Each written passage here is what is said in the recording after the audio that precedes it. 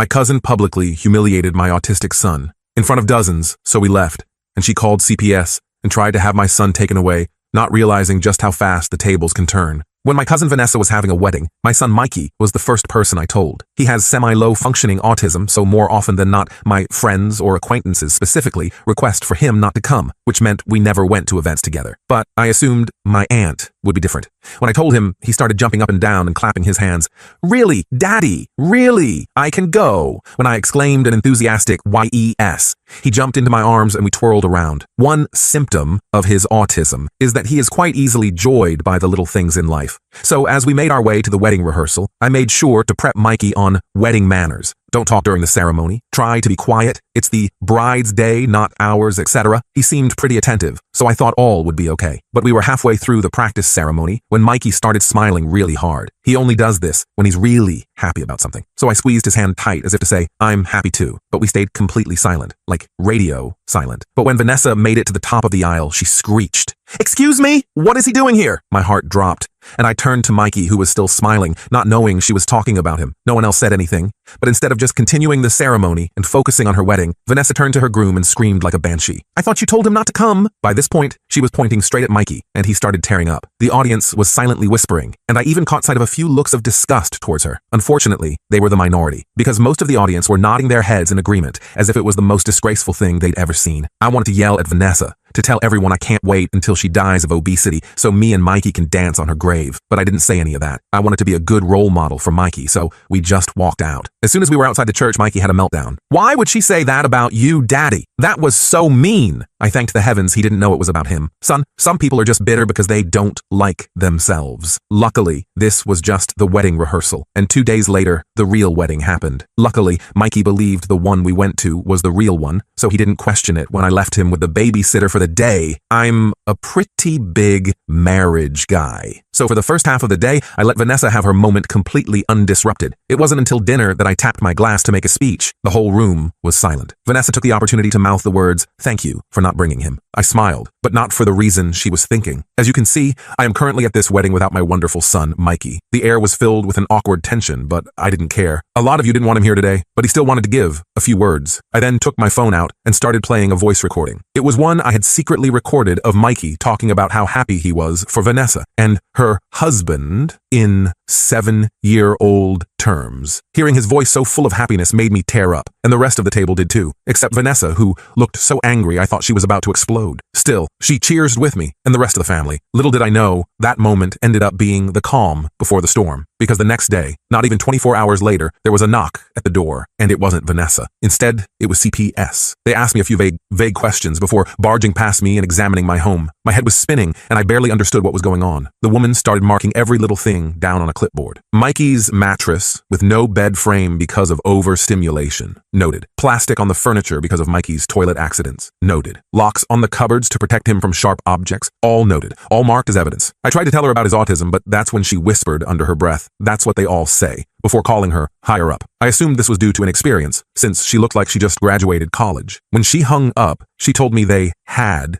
to do an emergency removal order and were going to place him in the hands of his closest relative. I immediately offered his grandma. The following 72 hours were hell. My stomach was turning, and I felt completely powerless. And above everything, I was angry. I knew somehow Vanessa was behind this, and once everything was said and done, I planned on making her pay. This wasn't just about excluding him from a wedding anymore. She was trying to take my son away permanently. As I sat in my empty house, surrounded by Mikey's toys and clothes, I started making phone calls. First to a lawyer who specialized in family court and disability rights, then to my mom, who confirmed they hadn't placed Mikey with her despite my request, then to Mikey's developmental pediatrician, who was outraged when I explained the situation. Nobody messes with my son. Nobody. Vanessa had no idea what she'd just started. I spent the next morning frantically gathering every document I could find related to Mikey's care. Medical records, therapy assessments, school IEPs, notes from his pediatrician, anything that would prove I was a good father. My hands were shaking so bad I could barely organize the papers. I kept thinking about Mikey and where he might be. Was he getting his medications? Did they know about his sensory issues? Was someone making sure he had his special blanket at night? I called his developmental pediatrician, Dr. Chen, again to see if she could write a letter explaining his accommodation. accommodations. She was absolutely furious about the situation. I've been Mikey's doctor for 5 years. Those accommodations are medically necessary, not neglect. She sounded personally offended. I'll have a letter for you within the hour, and I'm happy to testify if needed. While waiting, I reached out to my neighbor Morgan, who works as a special education teacher. She's known Mikey since he was 4 and has helped me implement a lot of his home strategies. She immediately offered to write a character reference. This is absolutely ridiculous, she said. I see you with Mikey every day. You're the most devoted father I know. By noon, I had a small stack of documentation and was on my way to meet with the lawyer I'd called Elizabeth Reyes. She specialized in cases involving children with disabilities and came highly recommended by a parent support group I belonged to. Her office was small but welcoming, with children's drawings on the walls. Elizabeth was all business, though, taking detailed notes as I explained everything from the wedding invitation to the CPS visit. So, you believe your niece made this call as retaliation for the recording? She asked, raising an eyebrow. I nodded. I know it sounds paranoid, but the timing is too perfect. Less than 24 hours after I embarrassed her at her wedding, CPS shows up? Elizabeth didn't look surprised. Unfortunately, false CPS reports as revenge happen more often than you'd think. The good news is we can fight this. She explained. The emergency removal would require a hearing within 72 hours. We needed to be ready to present our case, which meant more documentation and witnesses who could vouch for my parenting. In the meantime, she said, I'll file an emergency motion for visitation. They can't keep you from seeing Mikey while this is investigated. I left her office with a to-do list a mile long and headed straight to Mikey's school. The principal, Mrs. Taylor, was shocked when I told her what happened. She immediately pulled Mikey's file and promised to write a letter documenting his progress and our regular meetings. I've seen how you are with him at every school event, she told me. Anyone who spends 5 minutes watching you two together knows how much you care. On my way home, I got a call from my mom. Her voice was tight with anger. I just got off the phone with your Aunt Linda. Apparently, Vanessa told her Mikey had a complete meltdown at the rehearsal, and you did nothing to control him. My blood boiled. What? He was perfectly quiet until she started screaming. I know, Mom said, but she's telling everyone you're neglectful and that Mikey is dangerous and out of control. Linda mentioned Vanessa was worried you're not equipped to handle his needs. That explained the CPS call. Vanessa had painted me as an incompetent father who couldn't manage his son's disability. The realization made me sick to my stomach. When I got home, there was another surprise waiting. A Facebook message from Thomas, Vanessa's new husband. It simply read, I had nothing to do with this. I'm sorry. I wasn't sure whether to believe him or not, but I screenshotted it anyway. Could be useful later. My phone rang again. Unknown number. I answered hesitantly. Mr. Williams, this is Jordan from Child Protective Services. I'm Mikey's assigned caseworker. My heart skipped. Where's my son? Is he okay? He's currently in an emergency placement with a foster family experienced with autistic children. His voice was kinder than the woman who'd come to my house. I understand you requested placement with your mother. Yes, I said quickly. She knows his routines, his medications, everything. We're looking into that option, but I wanted to let you know you've been approved for a supervised visit tomorrow at 2 p.m. at our office. I nearly collapsed with relief. Thank you. I'll be there. After hanging up, I immediately called Elizabeth to update her. She was pleased about the visit, but warned me to be careful. They'll be watching your interactions closely, she cautioned. Be natural, but stay calm. Even if Mikey is upset, don't say anything negative about CPS or make accusations about your niece. That night was the longest of my life.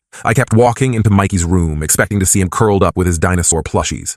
The empty bed made my chest hurt. I ended up sleeping on his floor just to feel close to him. The next day, I arrived at the CPS office an hour early, clutching Mikey's favorite comfort item, a soft blue octopus toy he called Squish. The waiting room was depressing, all faded posters and uncomfortable chairs. I watched the clock tick by agonizing minute. When they finally brought Mikey in, I had to physically restrain myself from running to him. He looked exhausted, with dark circles under his eyes. When he saw me, his whole face lit up. Daddy! He launched himself at me, and I caught him in a tight hug. Over his shoulder, I could see the caseworker, Jordan, watching us with a neutral expression. Hey, buddy, I said, my voice thick. I missed you so much. Mikey was talking a mile a minute, telling me about the strange house and the lady who doesn't cut sandwiches right. It broke my heart that he didn't understand why he couldn't come home with me. When our hour was up, the meltdown was catastrophic. He clung to me, screaming and sobbing. I tried the calming techniques we always use, but nothing worked. The more upset he got, the more I worried it looked bad for me. I want to go home, he wailed, as a staff member tried to gently pry him away. I want my daddy. It took everything I had not to break down myself as I watched them carry my hysterical son down the hallway. Once he was out of sight, I sat in my car and sobbed. Back at home, I checked my email to find Dr. Chen had sent her letter, emphatically stating that all of Mikey's home accommodations were appropriate and recommended. I forwarded it to Elizabeth, just as my phone rang again. It was my mom. I just got a call from CPS. They're doing a home inspection tomorrow to see if I can take Mikey temporarily. This was progress. If they approved Mom's house, at least Mikey would be with family until we could get him home. That's great, Mom. Did they say anything else? There was a pause. Just that they received additional concerns about your care of Mikey. My stomach dropped. Additional concerns? From who? They wouldn't say, but I have a pretty good guess, she said grimly. Vanessa was doubling down. I wondered what new lies she was telling now. The thought made me angry enough to do something I probably shouldn't have. I called her directly. To my surprise, she actually answered. What do you want? Her voice was cold. I want to know why you're trying to take my son away from me, I said, struggling to keep my voice steady. She scoffed. I'm not doing anything except expressing legitimate concerns about my nephew. Mikey needs professional help. Not just you making excuses for his behavior. He has professional help. He has doctors and therapists, and he still can't behave properly in public, she interrupted. The way you let him act at my rehearsal proves you can't handle him. I was so stunned I could barely speak. He was completely quiet until you started screaming at him. That's not how I remember it, she said smugly. And neither do most of the guests. That's when it hit me. She was getting other people to make statements against me. I hung up before I could say something I'd regret. I immediately called Elizabeth to tell her about the conversation. She advised me not to contact Vanessa again and to document everything that had happened so far. I spent the rest of the evening writing a detailed timeline, from the wedding invitation to the CPS visit. The hearing was scheduled for the next day. Elizabeth met me outside the courthouse, looking confident in a crisp suit. We have strong documentation, she reassured me, and Dr. Chen will be testifying by phone. As we walked in, I saw Vanessa sitting in the hallway with an older woman I didn't recognize. She smirked when she saw me. The hearing room was small and less formal than I expected. The judge, an older man named Judge Williams, reviewed the initial CPS report while Elizabeth presented our documentation, the letters from Dr. Chen, Mrs. Taylor, and Morgan, along with all of Mikey's medical records. Your Honor, Elizabeth said, the accommodations CPS flagged as concerning are all medically recommended for a child with Mikey's specific needs. They're not signs of neglect, but of attentive parenting. The CPS worker who'd inspected my house testified next, describing what she'd found. When questioned by Elizabeth about her experience with autistic children, she admitted she had limited training. And did you consult with any autism specialists before determining these accommodations were inappropriate? Elizabeth asked. Well, no, but thank you. Elizabeth cut her off smoothly. Dr. Chen's testimony was powerful. She explained each accommodation in detail and why it was necessary for Mikey. She also emphasized how well Mikey was doing under my care. I have patients whose parents refuse to implement these strategies, she said firmly. Mr. Williams has gone above and beyond to create an appropriate environment for his son. I thought we were making progress until the CPS attorney called his next witness, Vanessa. She walked to the front, looking solemn, but I could see the satisfaction in her eyes. She described the rehearsal incident completely differently, claiming Mikey had been disruptive and uncontrolled. She also said she'd seen me manhandle him when he got upset. I've been concerned about my uncle's ability to parent for years, she said with fake sincerity. I only called CPS because I genuinely fear for Mikey's well-being. Elizabeth's cross-examination was brutal. Ms. Johnson, isn't it true that you called CPS less than 24 hours after Mr. Williams played a recording of his son at your wedding reception? Vanessa shifted uncomfortably. The timing is coincidental. And isn't it true that you explicitly didn't want Mikey at your wedding because of his autism? That's not... Yes or no, please, Vanessa glared. I wanted an adult-only wedding. Elizabeth smiled slightly. Yet several children were present, correct? Your flower girl, ring bearer, and at least 3 other guest children. Vanessa's face flushed. Those children know how to behave. So it wasn't an adult-only wedding.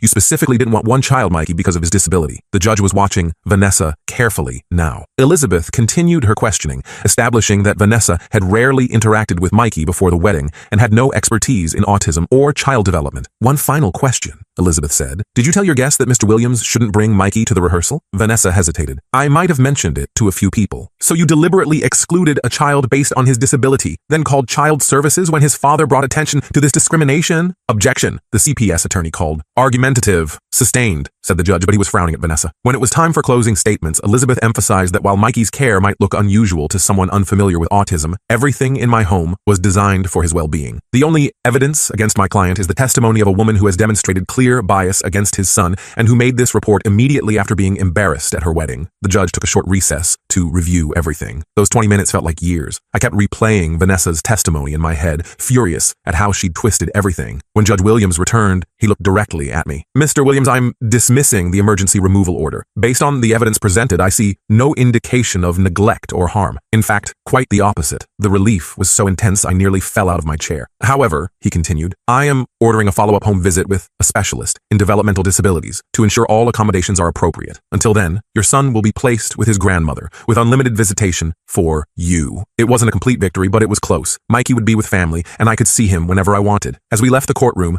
Vanessa pushed past me, face twisted with anger. "This isn't over," she hissed. Elizabeth put a hand on my shoulder. "Actually, I think it is," she said loudly enough for Vanessa to hear. "And if you make any more false reports, my client will pursue legal action for harassment." I was allowed to pick Mikey up from the foster home that afternoon. The foster mom seemed nice, but admitted he'd been struggling. "He's barely slept," she told me gently. "He keeps asking for his daddy and his room." When Mikey saw me, he was cautious at first, like he was afraid I'd disappear again. But when I told him we were going to Grandma's house, his whole body relaxed. "And you'll be there too?" he asked anxiously. "Every day, buddy, I promise." On the drive to my mom's, Mikey fell asleep, clutching Squish. I kept glancing at him in the rearview mirror, still not quite believing I had him back. At Mom's house, we set up his temporary room together, trying to make it as familiar as possible. I brought his weighted blanket, his visual schedule board, and some of his favorite books. Mom had already stocked the fridge with his preferred foods. "I always knew that girl was trouble," Mom muttered as we worked. "Even as a child, she was a bully." I told her about Vanessa's threat as we left court. Mom shook her head. "Let her try something," she said fiercely. We're ready for her now." That night, I stayed at Mom's, sleeping on an air mattress next to Mikey's bed. Around midnight, I woke to find him standing next to me, tears streaking his face. "What's wrong, buddy?" I asked, pulling him close. "I had a bad dream," he whispered. "The mean lady took me away again." I held him tight, promising no one would ever take him away. Eventually, he fell back asleep in my arms, and I carefully carried him back to bed. The next morning, I got a call from Jordan, the CPS caseworker. The specialist would be doing their home visit at my house the following day. We arranged for Mikey to be there too, so they could observe us in our normal environment. "For what it's worth," Jordan said, "after reviewing Dr. Chen's letter and the judge's decision, I don't anticipate any issues." I spent the day deep cleaning the house and making sure everything was perfect. Mom helped me organize Mikey's medication chart and therapy schedule to show the specialist. That evening, I got a strange text from an unknown number. "Check your email. You need to see this." I opened my email to find a message with no subject line. The attachment was a video file. I clicked play and felt my blood run cold. It was footage from Vanessa's wedding reception, taken by someone at a nearby table. It showed me giving my toast and playing Mikey's recording, but it also captured what happened after, when I thought no one was watching. Vanessa was leaning close to several guests, pointing at me and clearly talking about me. The camera was too far away to catch what she was saying, but her gestures were animated and angry. Then came the decisive moment. She pulled out her phone, typed something, and showed it to the person next to her, who nodded encouragingly. The timestamp on the video was 9:47 p.m. According to my CPS documentation, the initial report was made at 9:52 p.m., 5 minutes later. I immediately forwarded the video to Elizabeth with the message, "Proof Vanessa made the call from the wedding reception." Her response came quickly. "Bingo. Who sent this to you?" I realized I still didn't know. I replied to the unknown number. "Thank you. Who is this?" The response shocked me. "Thomas, Vanessa's husband. I'm sorry about all of this. I tried to stop her. I didn't know what to make of this. Was he genuinely sorry, or was this some kind of trap?" I decided to be cautious. "Why are you helping me?" I texted back. "Because what she's doing is wrong," came the reply. "She's been obsessed with making you pay for humiliating her. She even convinced her bridesmaid to make a false statement to CPS. This was huge." I called Elizabeth and read her the texts. She advised me to ask Thomas if he'd be willing to provide a statement, but not to pressure him. "Be careful," she warned. "If Vanessa finds out he's helping you, it could create an even bigger problem." I texted Thomas again. "Would you be willing to tell the truth to CPS?" The response took almost an hour. "I'll think about it, but Vanessa can't know it was me." The next day was the home visit with a specialist. Dr. Ramirez was nothing like the first CPS worker. She was older, experienced, and immediately got down on Mikey's level to talk to him. She asked him to show her his room, his toys, his schedule board, treating him with respect rather than pity. She spent 2 hours observing us together, asking thoughtful questions about our routines, and watching how Mikey and I interacted. She nodded approvingly when she saw his sensory corner and the picture communication cards we used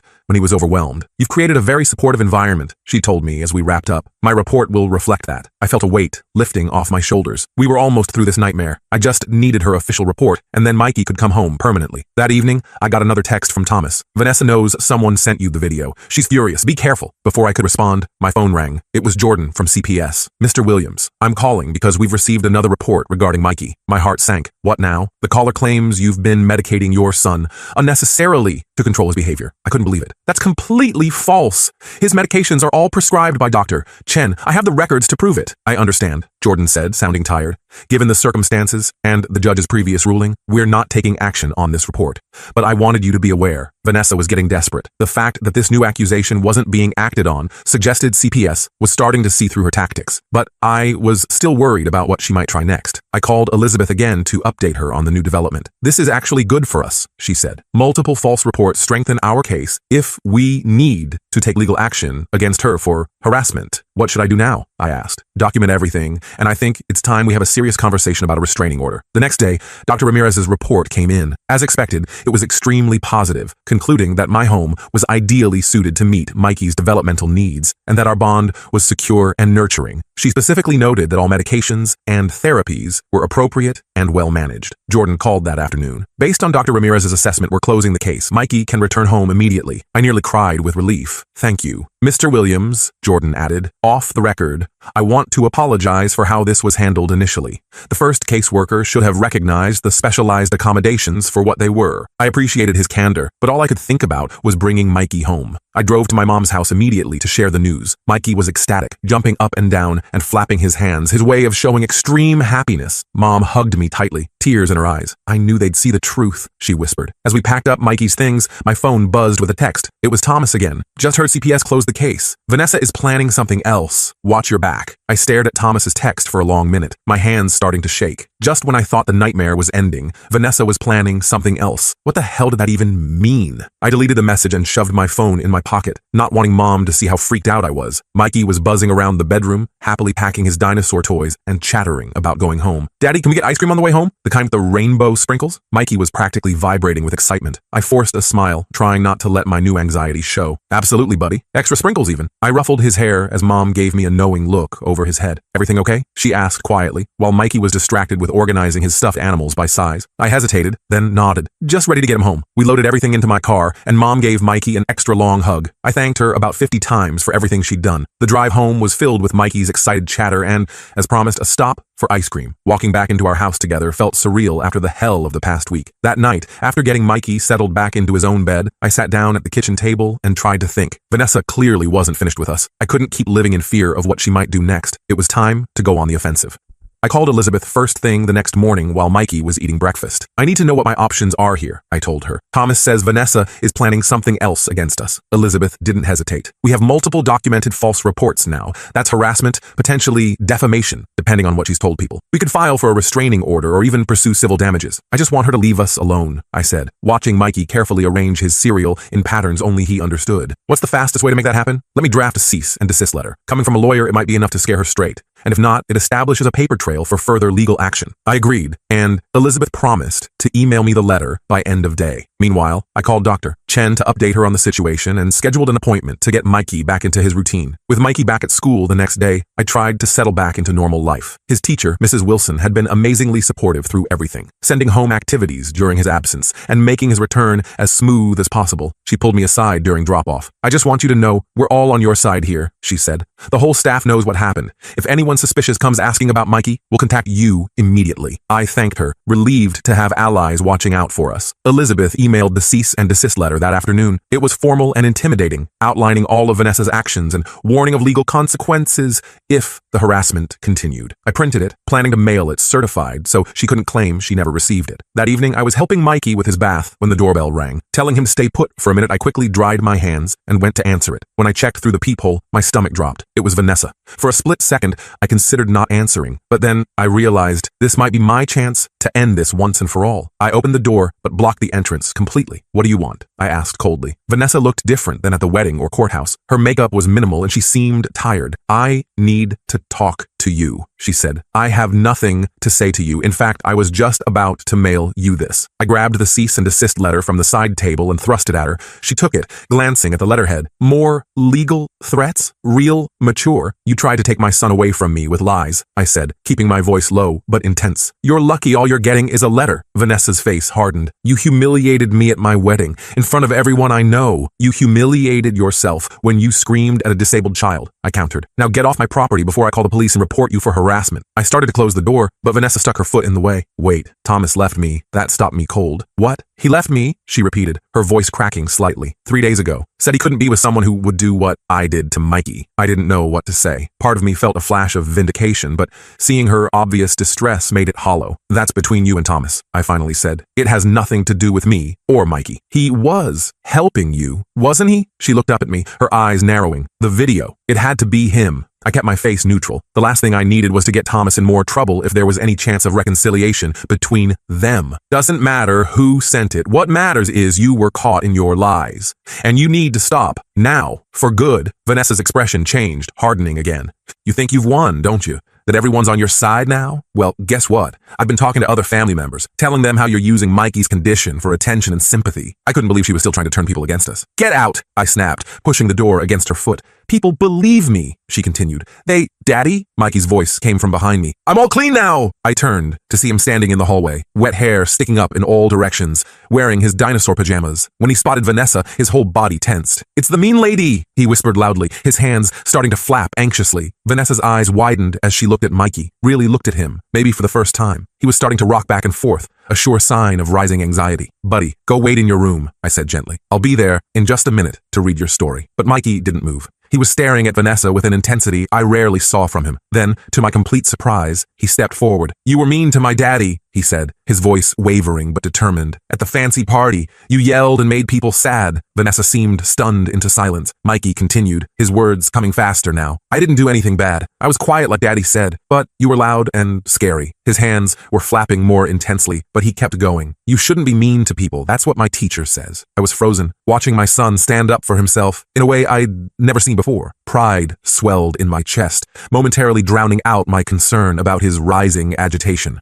Vanessa looked from Mikey to me, her expression unreadable. Then, without another word, she turned and walked away. I closed the door and immediately went to Mikey, who was now in full stimming mode, rocking and flapping. Hey buddy, that was really brave, I said, guiding him back to his bedroom. I'm so proud of you for using your words. It took longer than usual to get him settled that night. The encounter with Vanessa had triggered his anxiety, and we had to go through his calming routine twice before he was relaxed enough for sleep. As I sat beside his bed, watching him finally drift off, I wondered if Vanessa's unexpected visit was the something else Thomas had warned about, or if there was more coming. The next morning, I got a surprising email from Jordan at CPS. He wanted to meet with me to discuss some new developments. My stomach nodded instantly, but I agreed to see him during Mikey's school hours. Jordan met me at a coffee shop, looking uncomfortable. I wanted to talk to you off the record, he said, after we sat down. We received another report about you yesterday. My hands clenched around my coffee cup. Let me guess, from my niece Vanessa? Jordan shook his head. That's just it. It wasn't from her. It was from someone named Charles Johnson. Claims to be your uncle. I blinked in confusion. I don't have an uncle, Charles. The only Charles in the family is realization dawned. That's Vanessa's dad, my mom's brother. Jordan nodded slowly. The accusations are almost identical to your niece's, too similar to be coincidence. She's using her dad to make the reports now, I said, the pieces clicking into place, since she knows you're onto her. Normally, we'd have to investigate any new report, Jordan explained. But given the pattern here, and Dr. Ramirez's recent positive assessment, my supervisor has marked this as potentially malicious. He paused. I shouldn't be telling you this, but I thought you should know what you're dealing with. I thanked him for the heads up, my mind already racing with this new information. When I got home, I called Elizabeth immediately and explained what Jordan had told me. This is actually perfect, she said, sounding almost pleased. And now we can demonstrate a pattern of coordinated harassment. I'd like to amend our cease and desist to include all members of Vanessa's immediate family. While Elizabeth worked on the legal side, I decided it was time to bring in reinforcements of my own. I called my mom and filled her in on everything. Vanessa's visit, Uncle Charles's false report, all of it. Mom was livid. Charles always did whatever his precious daughter wanted, she fumed. But this is beyond the pale. I'm calling a family meeting. I tried to talk her out of it, worried it would only escalate things, but Mom was adamant. This isn't just about you and Mikey anymore. They're dragging the whole family into their vendetta. Everyone needs to know what's really happening. The family meeting was set for Sunday afternoon at my mom's house. I was a nervous wreck leading up to it, especially when Mom told me she'd invited everyone, including Vanessa and her parents. I arranged for Mikey to have a play date with his friend from therapy so he wouldn't have to deal with the stress. When Sunday arrived, I was surprised by how many people showed up. Aunts, uncles, cousins, I hadn't seen in years. Apparently the family drama had piqued everyone's interest. Vanessa came with her parents, her face a mask of composure that slipped when she saw how many people were there. Mom took charge immediately. I called you all here because there's been a campaign of harassment against my son and grandson, she announced once everyone was seated, and it's coming from inside this family. You could hear a pin drop. Mom laid out everything chronologically. The wedding incident, the CPS calls, the false accusations. She had printed copies of Dr. Ramirez's report and the cease and desist letter, which she passed around. And now, she finished, staring directly at Uncle Charles. We have reason to believe others are making false reports to continue this harassment. Uncle Charles turned red. I was just concerned about the boy. You've seen Mikey exactly twice in the past 3 years, Mom cut in. Both times at family gatherings that you left early. You have no idea what he needs. Aunt Linda, another of Mom's siblings, spoke up. Vanessa told us Mikey was out of control at the wedding rehearsal, that he was screaming and disrupting everything. That's a lie, I said firmly. Mikey didn't make a sound until Vanessa started screaming at him. Ask anyone who was actually watching. To my surprise, one of Vanessa's bridesmaids cleared her throat. He's right, she said, not quite meeting Vanessa's furious gaze. The little boy was just sitting there smiling. Vanessa was the one who flipped out. You beach, Vanessa hissed at her former friend. After everything I did for you, enough. It was Thomas, standing in the doorway. I hadn't even known he was coming. Enough lies, Vanessa. The room went silent again as Thomas walked in and stood next to me. I've watched this go on too long, he said. First the wedding, then convincing Jenna to make that false statement to CPS. Then getting your dad involved. Vanessa looked around the room, clearly realizing she was losing her audience. You don't understand, she tried. He deliberately humiliated me at my wedding by playing that recording, after you publicly humiliated his son by screaming at him for existing, Thomas countered. I told you to apologize back then, and none of this would have happened. Uncle Charles was looking increasingly uncomfortable as more family members started murmuring among themselves, many giving Vanessa and her parents disgusted looks. Aunt Maria, who'd been quiet until now, finally spoke up. I always bring my daughter with Down syndrome to family events. Are you saying she wouldn't have been welcome at your wedding either? The tide was turning fast. One by one, family members expressed their disappointment in Vanessa's behavior. Some shared stories of times she'd been cruel or exclusionary in the past. It was like once the dam broke, years of bottled up grievances came pouring out. Finally, Uncle Charles stood up. This meeting is over, he announced shakily.